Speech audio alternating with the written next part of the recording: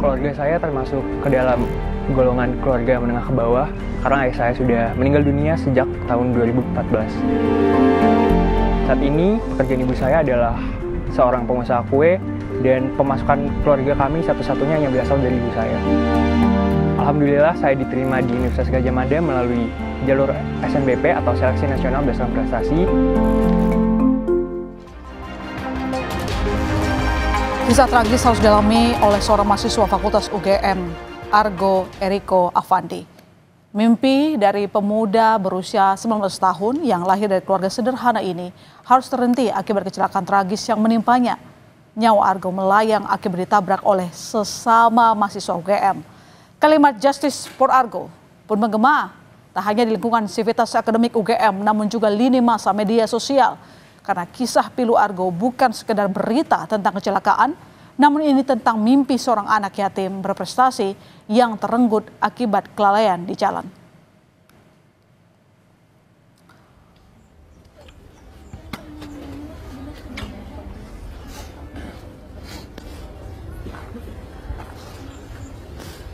Air mata Meliana, ibunda dari Argo Eriko Afandi, mengantarkan kepergian Argo menuju ke tempat peristirahatan terakhirnya di TPU Karet Bifak.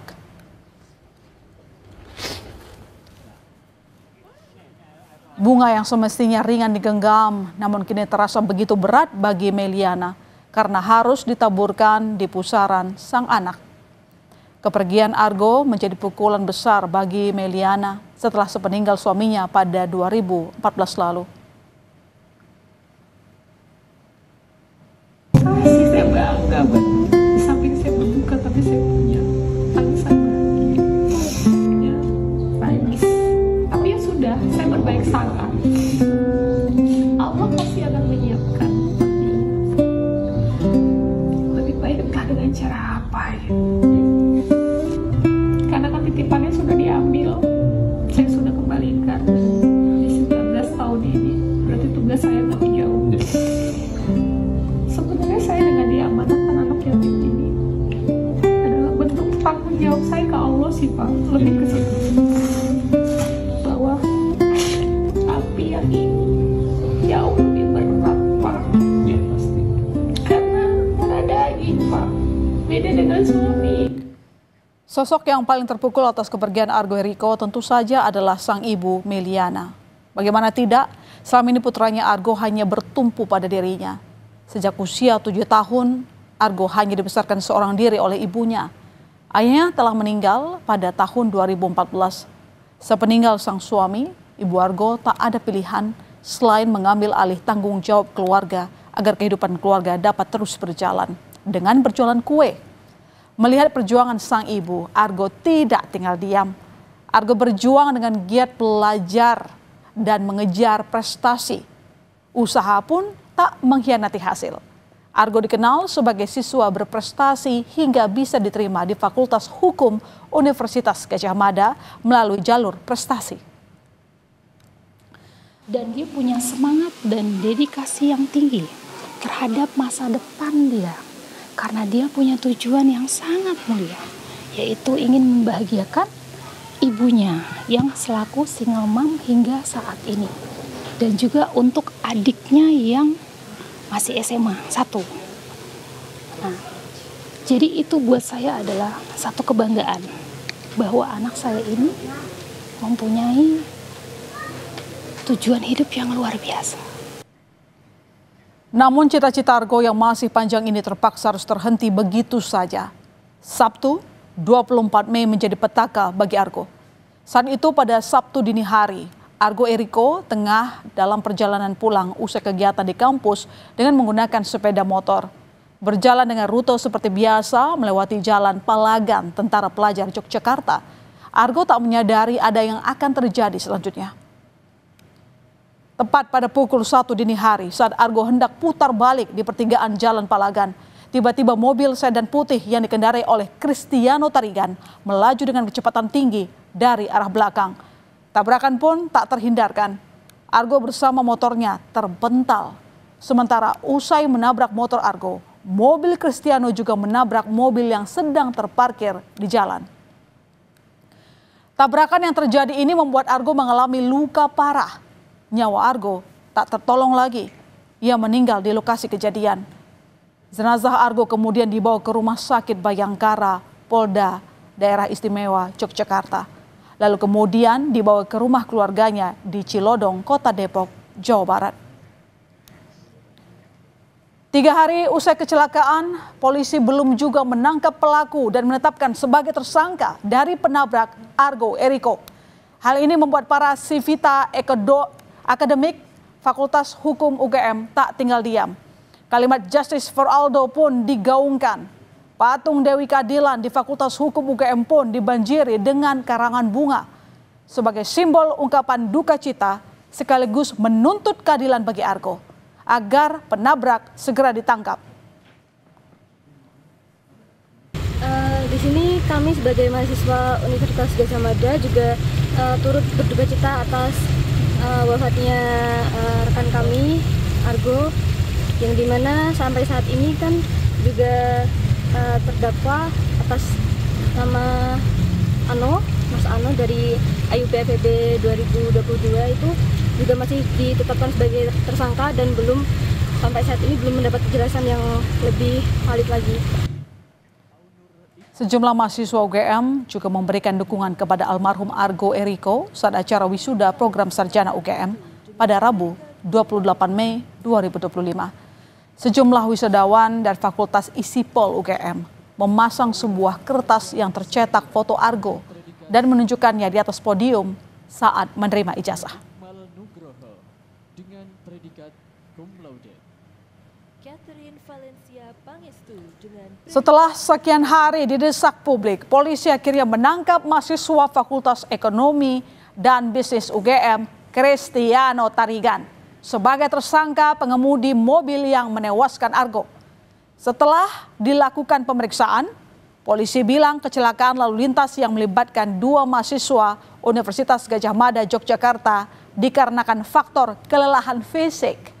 Padatnya kegiatan tersangka Cristiano Tarigan menyebabkan pelaku kurang konsentrasi saat mengemudikan mobil. Hasil urin Cristiano disebut negatif alkohol dan narkoba. Tadi pelanggaran dia ya, dari hasil keterangan ini dan saksi yang lainnya, dia satu kurang konsentrasi. Ya. Makanya pada saat naik kendaraan ya dia tidak klakson, tidak ada upaya menghindar, kemudian pengereman. Rem itu dilaksanakan setelah nabrak. Karena ini lelah, ya, karena aktivitas yang bersangkutan tadi dari pagi sampai malam itu full, ya.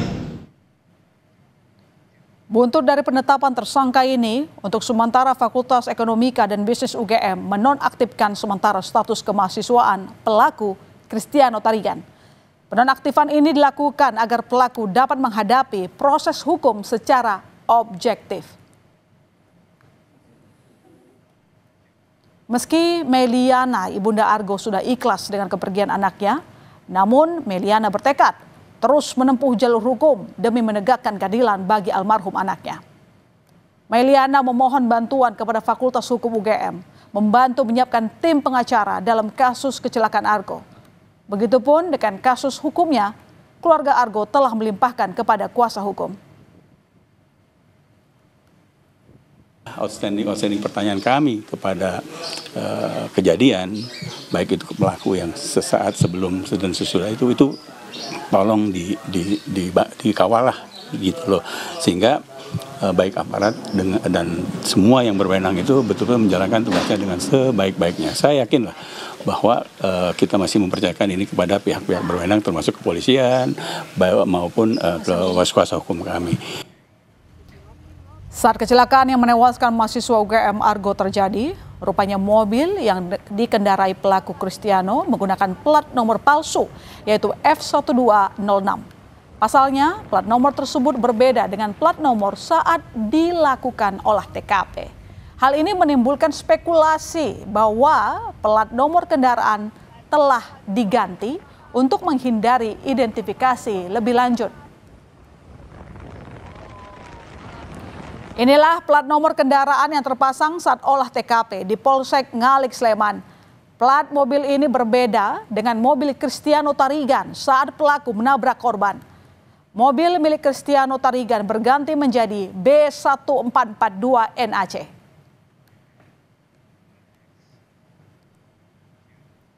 Ternyata dari bukti kamera pengawas, plat palsu di mobil Cristiano diganti secara diam-diam tanpa sepengetahuan polisi oleh seseorang berinisial IF. Kepada polisi, IV mengaku hanya mendapat perintah dari WI dan NR, dua orang kerabat Cristiano yang juga atasannya di salah satu perusahaan swasta. Polisi juga mengungkap fakta bahwa Cristiano Tarigan gemar menggunakan plat kendaraan palsu di mobil miliknya.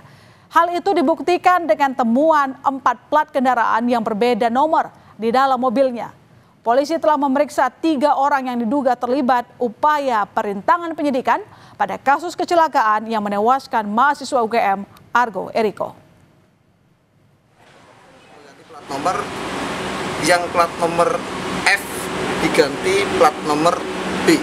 Plat nomor itu diganti sesuai dengan aslinya di STNK. Ya, plat B itu. Namun motif dan niatnya itu berbeda.